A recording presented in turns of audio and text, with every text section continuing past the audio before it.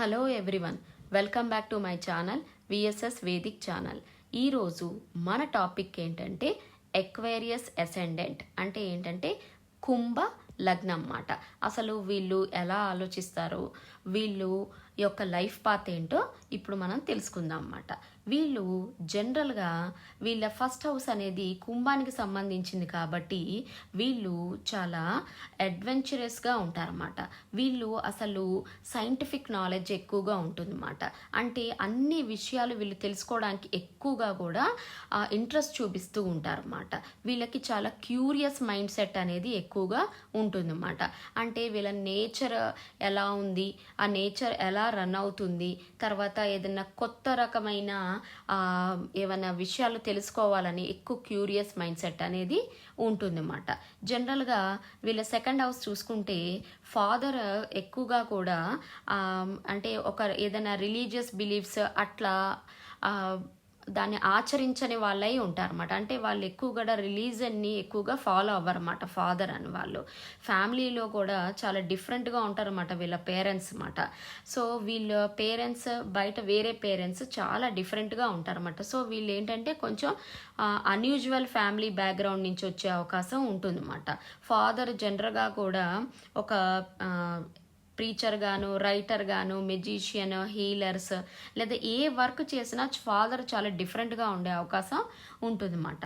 Third house చూసుకుంటే వీళ్ళ siblings కానీ కమ్యూనికేషన్ కానీ ఉంటే చాలా బాగుంటుంది, లేదంటే అస్సలు బాగోదన్నమాట. ఎందుకంటే ఇక్కడ ఈ హౌస్ని రూల్ చేసేది వీళ్ళకి కుజుడు అన్నమాట.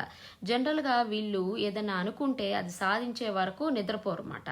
వీళ్ళు ఏదైనా అనుకుంటే అది ఖచ్చితంగా సాధించి తిడతారన్నమాట. వీళ్ళకి ఎప్పుడైతే కుజుడు మంచి పొజిషన్లో ఉన్నారనుకోండి, సిబ్లింగ్స్ వీళ్ళకి చాలా హెల్ప్ ఎక్కువగా చేస్తూ ఉంటారన్నమాట. అదే కుజుడు ఇక్కడ మంచి పొజిషన్లో లేకపోయినా బ్యాడ్ హౌసెస్లో ఉన్నా కూడా వీళ్ళు వాళ్ళ సిబ్లింగ్స్ నుంచి ఎక్కువగా కూడా చాలా ఇబ్బందులు పడుతూ ఉంటారు. సిబ్లింగ్స్ వీళ్ళని బిట్రే చేసే అవకాశం ఎక్కువగా ఉంటుందన్నమాట. అంటే సిబ్లింగ్స్తో వీళ్ళకి రైవల్రీ అలా ఎక్కువగా కనిపిస్తూ ఉంటుందన్నమాట. లేదా వీళ్ళు తర్వాత వాళ్ళ సిబ్లింగ్స్తో ఎక్కువగా మాట్లాడకపోవడం కానీ, వీళ్ళకి సంబంధించిన ఏ విషయాలు కూడా సిబ్లింగ్స్తో కానీ కుటుంబ సభ్యులతో కానీ చెప్పే అవకాశం తక్కువగా ఉంటుందన్నమాట. మహా అయితే ఫాదర్ కానీ మదర్ కానీ ఏదో ఒక్క పర్సన్కి మాత్రమే వీళ్ళు ఏమి ఆలోచిస్తున్నారో చెప్పే అవకాశం ఉంటుందన్నమాట. ఫోర్త్ హౌస్ చూసుకుంటే వీళ్ళ ఫ్యామిలీ కానీ మదర్ కానీ లేదా ఫ్యామిలీ లైఫ్ కానీ చాలా ఇబ్బందులుగా ఉంటుందన్నమాట. చాలా టర్బులెన్స్ ఎక్కువగా ఉంటుందన్నమాట. ఇక్కడ వీళ్ళు ఏం ఫీల్ అవుతూ ఉంటారంటే, నన్ను ఒక్క పేరెంటే పెంచారు, మా మదర్ నుంచి రావాల్సిన ఎఫెక్షన్స్ ఏవి నాకు రాలేదు, మా మదర్ ఎక్కువగా కూడా అవతల ఉన్న నా సిబ్లింగ్స్ని ఎక్కువ ప్రేమిస్తారు అని ఎక్కువగా వీళ్ళు ఫీల్ అవుతూ ఉంటారన్నమాట. సో మదర్ నుంచి రావాల్సిన ఎమోషన్స్ అనేవి పూర్తిగా రాలేదని వీళ్ళు ఎప్పుడూ కూడా బాధపడుతూ ఉంటారన్నమాట. నాకు మా ఫాదరే అన్నీ చేశారు అన్న ఫీలింగ్ ఎక్కువగా వీళ్ళకి ఉండే అవకాశం ఉంటుందన్నమాట. వీళ్ళకి జనరల్గా కూడా పెద్ద హౌసెస్లో ఉండడానికి ఎక్కువగా ఇష్టపడుతూ ఉంటారన్నమాట. వీళ్ళకి జనరల్గా కూడా కంఫర్ట్స్ అనేవి మ్యారేజ్ అయిన తర్వాతే ఎక్కువగా వచ్చే అవకాశం ఉంటుందన్నమాట. ఇక ఫిఫ్త్ హౌస్ చూసుకుంటే వీళ్ళకి చాలా మంచి ఆర్టిస్టిక్, చాలా తెలివిగల పిల్లలు, చాలా కమ్యూనికేషన్కి సంబంధించిన పిల్లలు, చాలా ఇంటెలిజెంట్ పిల్లలు అనేది ఉండే అవకాశం ఎక్కువగా ఉంటుందన్నమాట. జనరల్గా వీళ్ళు అకౌంటెంట్స్లో కానీ రైటర్స్లో కానీ తర్వాత ఏదైనా సరే మ్యూజిక్కి సంబంధించిన డిపార్ట్మెంట్స్లో కానీ ఎక్కువగా ఉండే అవకాశం అనేది ఉంటుందన్నమాట. సిక్స్త్ హౌస్ చూసుకున్నాం అనుకోండి, వీళ్ళకి ఎనిమీస్ కానీ ఆబ్స్టికల్స్ కానీ అపోజిషన్స్ కానీ లేదంటే అప్పులు కానీ లిటిగేషన్స్ కానీ ఇక్కడ వీళ్ళకి అప్ అండ్ డౌన్గా ఉండే అవకాశం ఎక్కువగా ఉంటుందన్నమాట. సడన్గా వీళ్ళకి అన్ని అపోజిషన్స్ అనేవి ఎదురవుతాయి అన్నమాట. సడన్గా చాలామంది వీళ్ళతో మాట్లాడడం మానేస్తారు, మళ్ళీ సడన్గా ఎనిమీస్ అందరూ ఫ్రెండ్స్ అయిపోతారన్నమాట. అలా వీళ్ళు చాలా అప్ అండ్ డౌన్గా ఫేస్ చేస్తూ ఉంటారన్నమాట. సో ఈ విషయంలో వీళ్ళు చాలా జాగ్రత్తగా కేర్ఫుల్గా ఉండాలన్నమాట. ఎవరితోనూ తగాదా పెట్టుకోకపోవడమే చాలా మంచిది అన్నమాట. తర్వాత సెవెంత్ హౌస్ అంటే ఏంటండి, బిజినెస్కి సంబంధించింది, మ్యారేజ్కి సంబంధించింది, లీగల్ పార్ట్నర్షిప్కి సంబంధించిన హౌస్ అన్నమాట. ఇక్కడ వీళ్ళకి ఏంటంటే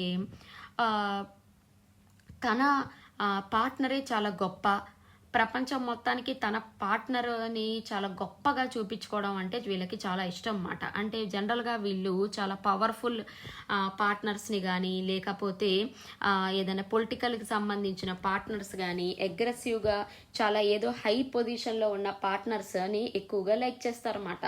ఎందుకు అని అంటే వీళ్ళకి బయటికి వెళ్ళి చెప్పుకోవాలన్నమాట. వీళ్ళు ఏమనంటే చూసారా నా పార్ట్నర్ ఎంత పవర్ఫుల్లో అని ఎక్కువగా వీళ్ళు మొత్తం ప్రపంచానికి చెప్పుకోవడానికి ఎక్కువగా చూస్తూ ఉంటారన్నమాట. ఎవరన్నా వీళ్ళ పార్ట్నర్స్ని ఏదైనా తక్కువ చేసి మాట్లాడినా, చూసినా కూడా వీళ్ళు జనరల్గా కూడా బ్యాక్ స్టాబింగ్ ఎక్కువగా చేస్తూ ఉంటారన్నమాట. అంటే వీళ్ళు తట్టుకోలేరన్నమాట. వాళ్ళ గురించి తప్పుగా మాట్లాడినప్పుడు, వాళ్ళ గురించి తక్కువ చేసి ఎవరైనా మాట్లాడితే వీళ్ళు అస్సలు తట్టుకోలేరు అన్నమాట. వీళ్ళు జనరల్గా కూడా ఎక్కువగా సైంటిఫిక్ రీసెర్చర్స్లో కూడా ఎక్కువగా కూడా ఉంటూ ఉంటారన్నమాట. 8th హౌస్ చూసుకున్నారనుకోండి, మ్యారేజ్ తర్వాత వీళ్ళ జాయింట్ యాసిడ్స్ వీళ్ళు చాలా జాగ్రత్తగా ఎక్కడ పెట్టాలి, ఎక్కడ పెట్టకూడదు, ఇవన్నీ చాలా ఇన్వెస్టిగేట్ చేసి చాలా జాగ్రత్తగా ఆలోచించి చేస్తారన్నమాట. ఏ విషయం అయినా సరే వీళ్ళు వాళ్ళ ఇన్లాస్తో చాలా ఎంతవరకు మాట్లాడాలో అంతవరకే మాట్లాడతారన్నమాట. అనవసరమైన కాన్వర్జేషన్స్లో వీళ్ళు ఇన్వాల్వ్ అవ్వరన్నమాట. వీళ్ళు చాలా ఫిలాసాఫికల్గా, స్పిరిచువల్గా చాలా బ్యాలెన్స్డ్గా ఉండే అది ఉంటుందన్నమాట. కానీ వీళ్ళ ప్రాబ్లం ఏంటంటే వీళ్ళు ఒకవేళ రిలీజియస్ వైపు వెళ్ళారనుకోండి పూర్తిగా వెళ్తారు. అదే వీళ్ళకి మళ్ళీ ఏదైనా ఇబ్బందులు వచ్చాయనుకోండి పూజ చేయడం మానేస్తారన్నమాట. అట్లా ఉండకుండా ఎప్పుడూ కూడా వీళ్ళు ఒక రిలీజియన్, ఒక నమ్మకాన్ని వీళ్ళు దేవుడు మీద చూపించినట్టయితే ఆ నమ్మకాన్ని వీళ్ళు సరిగ్గా కూడా ఫాలో అయ్యి తీరాలన్నమాట. ఎందుకంటే వీళ్ళకి 9th హౌస్ అనేది ఎప్పుడూ కూడా అప్ అండ్ డౌన్గా ఉండే హౌస్ మాట. ఎందుకంటే ఫాదర్ చిన్నప్పుడే వెళ్ళిపోవడం కానీ, లేదంటే ఫాదర్ లేకపోవడం కానీ, లేకపోతే ఫాదర్ దగ్గరగా ఉన్నా సరే వీళ్ళు పూర్తిగా కమ్యూనికేట్ చేయకపోవడం కానీ అలా ఉండే అవకాశం ఎక్కువగా ఉంటుంది అన్నమాట. జనరల్గా వీళ్ళు ఏదైనా రిలీజన్ని ఫాలో అవుతున్నారనుకోండి, అది పూర్తి టైంలో ఫాలో అవ్వరు అన్నమాట. కాసేపు చేస్తారు, కాసేపు చెయ్యరు, అట్లా ఉంటుంది అన్నమాట. ఎందుకంటే వీళ్ళ యొక్క ఈగో వల్ల అది జరుగుతూ ఉంటుంది అన్నమాట. ఇక 10th హౌస్ చూసుకుంటే గనక వీళ్ళు ఎప్పుడూ కూడా నేనే గొప్పగా ఉండాలి, అవతల వాళ్ళకంటే ఎప్పుడు నేనే చాలా హై రేంజ్లో ఉండాలి అని ఎక్కువగా కూడా అనుకుంటూ ఉంటారన్నమాట. వీళ్ళు ఎప్పుడు కూడా అవతల వాళ్ళని చూసి బాగా జలస్ ఫీల్ అవుతూ ఉంటారన్నమాట. ఎవరైనా సక్సెస్ అవుతున్నారనుకోండి వీళ్ళు జనరల్గా కూడా తట్టుకోలేరన్నమాట. ఎలా అయినా సరే వాళ్ళని దించేయడానికి అని చెప్పి వీళ్ళు ఎక్కువగా తాపత్రయపడుతూ ఉంటారన్నమాట. జనరల్గా వీళ్ళ స్పౌస్ కూడా వీళ్ళకి అవతల వాళ్ళు ఎవరన్నా ఎదుగుతున్నారంటే మ్యానిపులేట్ ఇద్దరు కలిసి చేసే అవకాశం ఎక్కువగా ఉంటుందన్నమాట. దాంట్లో వీళ్ళ స్పౌస్ కూడా వీళ్ళకి బాగా హెల్ప్ చేస్తారన్నమాట. అంటే ఏంటి, అవతల వాళ్ళు ఎవరైనా ఎదుగుతున్నారనుకోండి వాళ్ళని ఎట్లా కిందకి దించేసైనా సరే నేనే పైకి ఎక్కాలి అనే స్వభావం ఎక్కువగా కూడా ఉంటుందన్నమాట. వీళ్ళు పైకి కనిపించడానికి చాలా మంచి వాళ్ళుగా ఉంటారన్నమాట. నేను చాలా మంచి వాళ్ళం, అమాయకులం, చాలా ఫిలసాఫికల్ నేచర్ ఎక్కువగా ఉన్నట్టు ఉంటుందన్నమాట. కానీ టైం వచ్చినప్పుడు వాళ్ళు ఒకవేళ ఆ పొజిషన్కి కిందకి లాగేసైనా సరే నేను ఆ పొజిషన్కి వెళ్ళగలను అనుకున్నప్పుడు మాత్రం ఈజీగా అవతల వాళ్ళని కిందకి ఈజీగా లాగేస్తారన్నమాట. సో ఇలాంటి పనులు వీళ్ళు చేయకుండా ఉండడమే మంచిదన్నమాట. ఎందుకంటే ఇలాంటి పనులు చేసినప్పుడు వీళ్ళకి శాటర్న్ అనేది చాలా చాలా వీళ్ళకి కార్మిక్ లెసన్స్ అనేది టీచ్ చేస్తారన్నమాట. వీళ్ళు చాలా జాగ్రత్తగా ఉండాలి, ఎప్పుడూ కూడా ధర్మం వైపే వెళ్ళాలన్నమాట. అధర్మం ఎప్పుడైతే వీళ్ళు చేశారో శని భగవానుడు ఖచ్చితంగా వీళ్ళకి లెసన్ నేర్పిస్తారన్నమాట.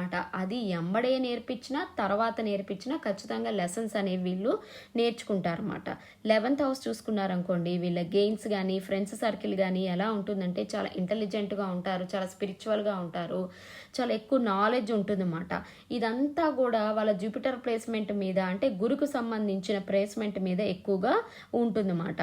వీళ్ళు ఎక్కువగా అప్పులు ఎక్కువ చేస్తూ ఉంటారన్నమాట. వీళ్ళకి విపరీతంగా స్పెండింగ్ ఎక్కువ అలవాటు ఉంటుందన్నమాట. అవతల వాళ్ళకి నేను రిచ్ అని చూపించుకోవాలి అని ఆ తాపత్రయంలో ఏం చేస్తారంటే విపరీతంగా అప్పులు చేసేయడం, దాన్ని ఖర్చు పెట్టేయడం, ఇవన్నీ ఎక్కువ చేస్తూ ఉంటారన్నమాట. ఒకవేళ జూపిటర్ అనేది 11th హౌస్ అనేది చాలా మంచి ప్లేస్మెంట్, చాలా మంచిగా ఉంటే గనక వీళ్ళు ఏదైతే అప్పులు చేశారో అవన్నీ తీర్చగలరు అన్నమాట. ఒకవేళ సరిగ్గా లేదనుకోండి అన్ని అప్పుల పాలయ్యే అవకాశం ఎక్కువగా ఉంటుందన్నమాట. సో ఈ విషయంలో వీళ్ళు చాలా జాగ్రత్తగా ఉండాలన్నమాట. ఇక 12th హౌస్ చూసుకున్నారనుకోండి, 12th హౌస్ అనేది స్పిరిచువల్ గ్రోత్కి, తర్వాత లాసెస్కి సంబంధించిన హౌస్ అన్నమాట. జనరల్గా వీళ్ళు ఏదైనా ట్రావెలింగ్ చేయడం కానీ, లేదంటే రిలీజియస్ ట్రావెలింగ్ చేయడం కానీ, స్పిరిచువల్గా ఏదన్నా కొత్త కొత్త విషయాలు తెలుసుకోవడంలో ఎక్కువగా కూడా ఇంట్రెస్ట్ చూపిస్తూ ఉంటారన్నమాట. వీళ్ళకి జనరల్గా కూడా చాలా తక్కువ నిద్ర పడుతుందన్నమాట. ఎందుకంటే వీళ్ళ మైండ్ ఎప్పుడూ కూడా చాలా ఆలోచనలో మునిగిపోయి ఉంటుందన్నమాట. వీళ్ళు చాలా సైకలాజికల్ ఇష్యూస్ని ఎక్కువగా ఎదుర్కొంటూ ఉంటారన్నమాట.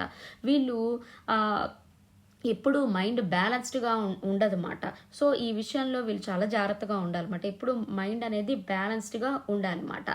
ఒకవేళ వీళ్ళు ఏమైనా తప్పుడు పనులు చేశారనుకోండి, ఇమ్మీడియట్గా కూడా శని భగవానుడు వచ్చి వీళ్ళకి లెసన్స్ అనేవి నేర్పిస్తారన్నమాట. సో వీళ్ళు చాలా జాగ్రత్తగా ఉండాలన్నమాట. ఎప్పుడైతే గనక కుంభలగ్నం అనేది మనం చూస్తున్నప్పుడు దీనికి కుంభలగ్నం అనే దానికి మనం శనిని, జూపిటర్ ప్లేస్మెంట్ని కూడా చాలా జాగ్రత్తగా అనలైజ్ చేసి వాళ్ళ యొక్క హరోస్కోప్స్ని మనం చెప్పాలన్నమాట. ఇదండి మొత్తానికి కుంభలగ్నానికి సంబంధించిన విశేషాలు. దయచేసి నా ఈ ఛానల్ అయిన విఎస్ఎస్ వేదిక్ ఛానల్ని మీరందరూ సబ్స్క్రైబ్ చేసుకోండి. Thank you so much.